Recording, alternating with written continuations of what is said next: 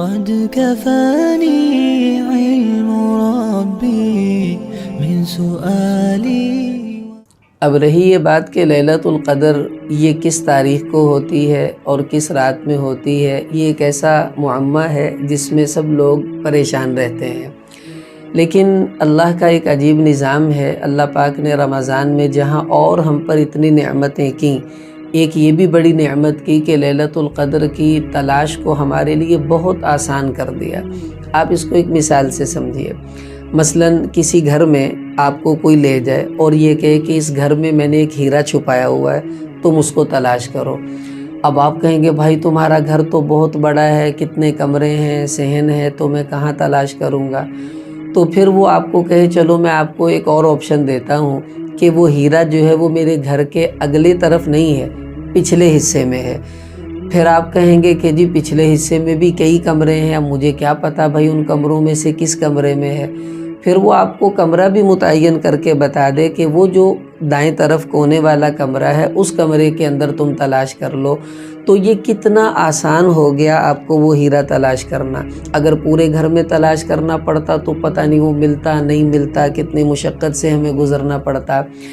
ایسے ہی اللہ تعالیٰ نے لیلۃ القدر جو ہے اس کو پورے رمضان میں اگر بکھیر دیتے اور کہتے چلو بھائی 30 دن ہے تمہیں ان 30 دنوں میں تلاش کرنی ہے، تو پھر تو نہ ہم نوکری صحیح کر سکتے، نہ اپنی دکانداری صحیح کر سکتے، نہ کوئی صحیح پڑھ سکتا، نہ عورتیں گھر کا کام صحیح کر سکتی، کیونکہ پورا رمضان جاگنا پڑتا۔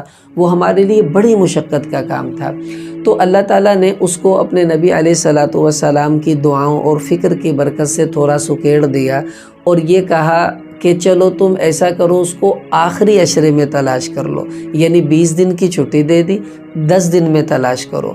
اب 10 دن بھی تو بہت بڑا کام ہے، لگاتار 10 دن جاگنا بڑا مشکل ہے۔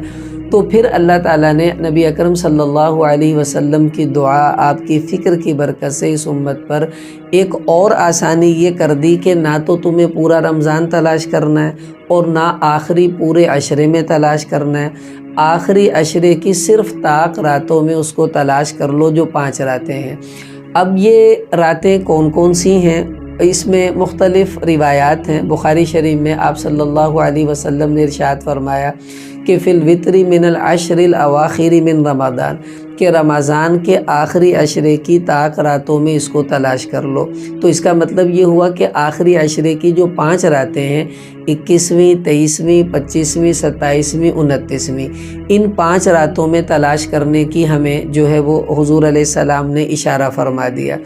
مسلم شریف کی روایت یہ ہے فی السبع الاواخر، کہ تم آخری 7 راتوں میں تلاش کرو، یعنی 23ویں سے شروع ہو جاؤ اور 29ویں تک چلو، تو ان 7 راتوں میں تم لیلۃ القدر کو تلاش کرو۔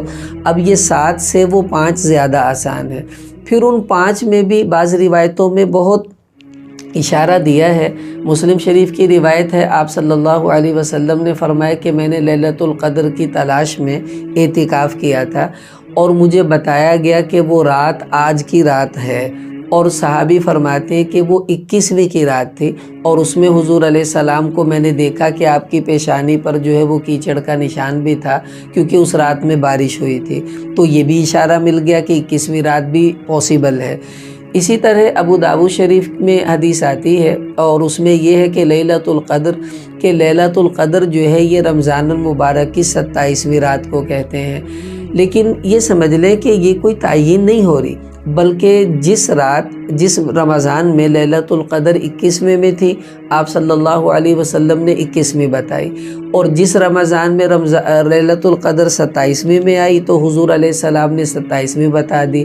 لیکن ہمارے لیے اور قیامت تک کے لیے اصول یہ ہے کہ آخری عشرے کی طاق راتوں میں لیلۃ القدر کو ہمیں تلاش کرنا ہوگا کہ ان 5 میں سے کوئی ایک ہو سکتی ہے۔ وہ کون سی ہے یہ اللہ تعالیٰ کے علم میں ہے اور اس کو اللہ ہی بہتر جانتے ہیں۔ بعض صحابہ کرام نے اپنے اندازے سے اور اپنے علم کی مضبوطی سے ان چیزوں کو اندازہ لگا کر امت کو سمجھایا بھی ہے۔ مثلا حضرت عبداللہ بن عباس رضی اللہ تعالیٰ عنہ، ان کے بڑے عجیب استدلال ہیں۔ وہ کہتے ہیں دیکھو انا انزلناہ فی لیلۃ القدر، اب یہ سورہ قدر میں لیلۃ القدر، لام یا لام ہا ان حروف کو جمع کریں تو یہ کل 9 حروف بنتے ہیں لیلۃ القدر کے، اور یہ لفظ لیلۃ القدر اس صورت میں 3 مرتبہ آیا ہے۔ انا انزلناہ فی لیلۃ القدر 1، وما ادراک ما لیلۃ القدر 2، لیلۃ القدر خیر من الف شہر 3۔ اب وہ کہتے ہیں کہ اس کے 9 حروف ہیں اور یہ 3 مرتبہ اس صورت میں آیا ہے، تو 9 کو 3 سے ضرب دے تو 27 آتا ہے۔ اشارہ ہے کہ لیلۃ القدر کے زیادہ چانسز جو ہیں وہ 27ویں کی رات میں ہوتے ہیں۔ دوسرا ان کا استدلال وہ بھی بڑا عجیب ہے، وہ فرماتے ہیں کہ دیکھیں انا 1، انزلنا 2، ہو 3، اس طرح ایک ایک لفظ کو گنتے جائیں گے تو اسی صورت میں آتا ہے سلام ہیا، اور ہیا سے مراد جو ہے وہ لیلۃ القدر ہے، اور یہ ہیا اس صورت کا 27واں لفظ ہے۔ تو اس کا مطلب یہ ہوا کہ 27واں لفظ جو ہے اس سے مراد لیلۃ القدر ہے، تو اشارہ ہے کہ لیلۃ القدر 27ویں کی رات میں زیادہ آتی ہے۔ لیکن یہ سمجھ لیں یہ صرف ایک اندازہ ہے، اور ان کا اپنا وجدان ہے کہ انہوں نے اپنی زندگی میں 27ویں میں شب قدر کی علامات زیادہ دیکھی، اس وجہ سے استدلال کے طور پر اس کو ثابت بھی کیا، ورنہ یہ کوئی اصول نہیں ہے کہ ہر رمضان میں شب قدر 27ویں کو آئے گی۔ ہاں 27ویں کو آنے کے چانسز زیادہ ہوتے ہیں، یہ کہا جا سکتا ہے، اور اصول وہی ہے جو ہمارے نبی علیہ السلام نے بتایا کہ رمضان کی آخری عشرے کی طاق راتوں میں، یعنی 5 راتوں میں تلاش کرو، ان میں سے وہ کوئی ایک رات جو ہے وہ ہو سکتی ہے۔ اچھا یہاں ایک بات تھوڑا سا سمجھ لیجیے، یہ بہت بڑا ایک سوال ہر رمضان میں چلتا ہے کہ جی لیلۃ القدر مثلاً کو ایک رات تو ہوگی نہیں، اب سورج نکلا ہے مشرق سے اور اس نے مغرب تک جانا ہے، تو وہ تو کسی ملک میں دن ہے، کسی ملک میں رات ہے، کسی میں دوپہر چل رہی ہے، کہیں کون سی تاریخ ہے، کہیں کون سی تاریخ ہے۔ تو اس کا مطلب یہ ہوا کہ اگر شب قدر اللہ کی طرف سے مثلاً 25ویں رات طے ہو گئی تو وہ 25ویں تو کہیں ہوگی کہیں نہیں ہوگی، یہ تو کوئی سمجھ میں آنے والی بات نہیں ہے۔ اصل میں یہ اشکال اس لیے پیدا ہوتا ہے کہ ہم پوری دنیا میں ایک ہی وقت میں شب قدر کے ہونے کو تصور کرتے ہیں، جس کی وجہ سے یہ مشکل لگتا ہے، بھئی کہیں دن ہے کہیں رات ہے، تو اگر یہاں رات ہے یہاں شب قدر ہو سکتی ہے، جہاں دن نکلا ہوا وہاں تو شب قدر نہیں ہے۔ تو اس کو آپ یوں سمجھیں، جس طرح تاریخ چینج ہوتی ہے اسی طرح شب قدر بھی اسی طرح بدلے گی۔ مثلاً اللہ کی طرف سے یہ طے ہو گیا کہ شب قدر 25ویں رات کو اس رمضان میں ہوگی بالفرض۔ اب مثلاً مشرق سے جو ہے وہ سورج نکلے گا، اور فجی آئرلینڈ میں سب سے پہلے جو ہے وہ سورج نکل رہا ہے بالفرض، اور ظاہر ہے وہیں پر رات نے بھی آنا ہے، تو جس ملک میں سب سے پہلے رات آئے گی نا، تو وہاں پر اس وقت اس ملک میں 25ویں رات ہوگی۔ اس کے بعد اگلے ملک میں رات آئی، وہاں بھی 25ویں ہوگی، اس سے اگلے ملک میں آئے گی، وہاں بھی 25ویں۔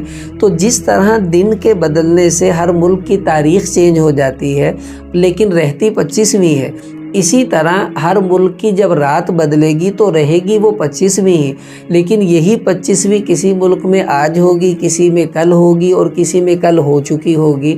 تو یہ اصل معاملہ ہے کہ اللہ کی طرف سے ایک رمضان میں ایک ہی رات طے ہوتی ہے، وہ رات جس وقت جس ملک میں آئے گی وہ وہی رات کہلائے گی جو اللہ کی طرف سے طے ہو چکی ہوتی ہے۔ اس لیے ہمیں اس میں پریشان نہیں ہونا چاہیے۔ مثلاً سعودی عرب میں ہم سے ایک دن پہلے روزہ ہوتا ہے، تو ظاہر ہے ان کی 25ویں رات ہم سے ایک دن پہلے آ جائے گی، لیکن ہمارے ہاں 25ویں رات ایک دن بعد آئے گی، تو جب وہاں تھی وہاں بھی 25ویں تھی، اور جب یہاں آئے گی تو یہاں بھی وہ 25ویں ہوگی، لہٰذا اس میں ہمیں پریشان ہونے کی ضرورت نہیں ہے۔ اب اس رات کی علامات کیا ہیں؟ دیکھیں علامات آپ صلی اللہ علیہ وسلم نے مختلف روایات میں مختلف بتائی ہیں۔ مسند احمد کی ایک حدیث میں آپ نے بہت سی نشانیوں کو اکٹھا بتایا۔ مثلاً یہ بتایا کہ یہ جو رات ہوگی یہ ہوگی صافیۃ ساجیہ، بالکل کھلی ہوئی روشن چمکدار رات ہوگی، اور جو اس رات کو چاند نکلے گا وہ چاند کیسا ہوگا؟ قمراً ساطعہ، کہ وہ چاند بھی روشن ہوگا، چمکدار ہوگا۔ اور اس رات کو بارے میں یہ بھی آتا ہے ساکنتن، کہ یہ رات انتہائی پرسکون ہوگی، اس میں بے چینی کی کیفیت لوگوں کی نہیں ہوگی۔ پھر رات میں بارش کے ہونے کا امکان بھی ہے، بعض روایات میں اس کا اشارہ ہے۔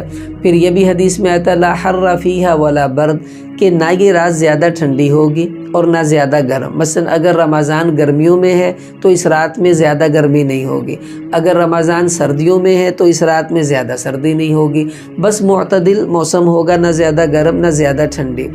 پھر اگلے دن جب سورج نکلے گا تو اس کے بارے میں آتا ہے کہ وہ نکلے گا اس انداز میں کہ لا شعاع فیہا، اس میں کوئی زیادہ شعائیں نہیں ہوں گی، اور وہ ٹکیا کی طرح ایسے نکلے گا مثل لیلۃ البدر، جیسے 14ویں کا چاند پورا ہوتا ہے ایسے ٹکی کی طرح وہ سورج جو ہے وہ نکلے گا۔ یہ علامات خود نبی کریم صلی اللہ علیہ وسلم نے امت کو بتلائی ہیں۔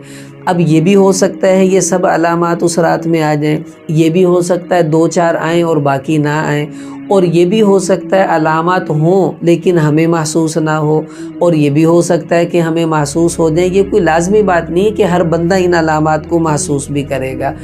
ہمارے ایک بزرگ فرمانے لگے کہ لیلۃ القدر کی ایک ایسی علامت بھی ہے جس کو ہر آدمی محسوس کر سکتا ہے۔